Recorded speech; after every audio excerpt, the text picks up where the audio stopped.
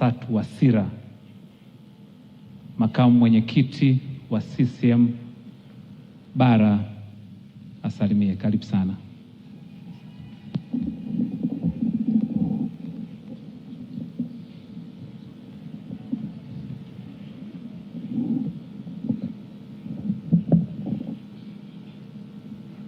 Comrade Dr. Nchimbi, makamu wa rais wa Jamhuri ya Muungano wa Tanzania, Dr. Hussein Mwinyi, rais wa Zanzibar na mwenyekiti wa Baraza la Mapinduzi na makamu mwenyekiti wa Chama cha Mapinduzi, viongozi wenzangu wote mliokwisha tajwa, ili kuokoa muda niseme itifaki imezingatiwa. Kwanza namshukuru sana Mama Janet Magufuli ambaye katika mialiko mingi sana aliyofanya hakusahau kukiarika mimi kuwa mwakilishi wa Chama cha Mapinduzi. Kwanza tunamkumbuka Rais wa awamu ya 5 Dr.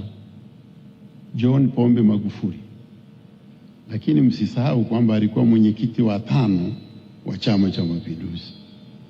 Kwa hiyo tunakumbuka rais na tunakumbuka mwenyekiti wa chama chetu. Mambo ambayo naweza kuyasema hapa ni mengi, lakini siwezi kuyasema kwa sababu yote mmeshasema. Nitasema yale ambayo hamkusema. Sifa nyingi sana mmesema, lakini moja ambayo hamkusema ni kwamba Dr. Magufuli alikuwa mtu mwenye uwezo mkubwa wa kuthubutu. Kuna mambo ambayo wengine labda wasingeyaweza. Yeye ndiye aliyetekeleza uamuzi wa 5 wa mwaka 54 wa kupeleka makao makuu yakakamilika kule Dodoma. Jambo gumu kweli. Hata wewe ungepewa labda ungefariki kabla hujatekeleza hilo. Lakini Dr. Magufuli alitekeleza kwa kuthubutu tu. Kwa hiyo kwa kweli kila mtu ana karama ya kwake, ndio hiyo moja ya kuthubutu, na nyingine nyingi ambayo amesema. Wako waliosema alikuwa mzalendo. Mimi nakubaliana nao, lakini nataka kutoa ushuhuda wa uzalendo wake.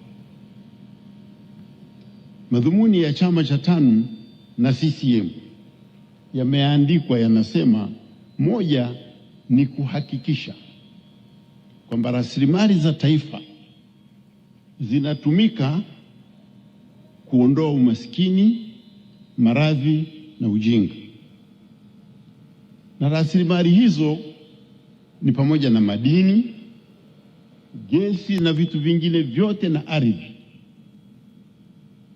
Wawekezaji waliokuwa wanaingia kwenye madini hapa walikuwa wanatupa kitu kinaitwa mrabaha. Kuna wakati walikuwa wanatupa 3% tu. Hayati Magufuli alipambana nao, akahakikisha bila kutoa hasa senti, serikali inamiliki 16% ya migodi ile mikubwa inayotoa faida kubwa zaidi kutokana na madini. Hiyo ndio kielezo cha uzalendo. Wengine wakipewa wanaanza kula ule mrahaba. Yeye akahakikisha nchi inapata faida kutokana na madini ambayo ni rasilimali yetu. Hicho ni kielelezo kikubwa sana cha uzalendo.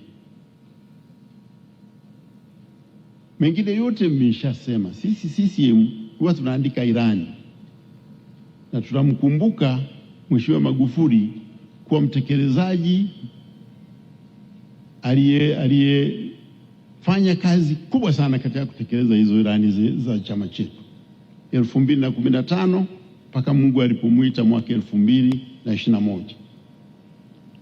Mengine yote yameshasemwa. Kuna reli, kuna bandari, kuna nini, kila kitu alifanya katika kukuza maendeleo ya taifa letu. Sasa kuishi, Mzee Mwinyi ametuachia msemo, anasema maisha ni hadithi. Anatuasa tujitahidi kutengeneza hadithi nzuri. Sasa mwenzetu marehemu ambaye tunamwenzi leo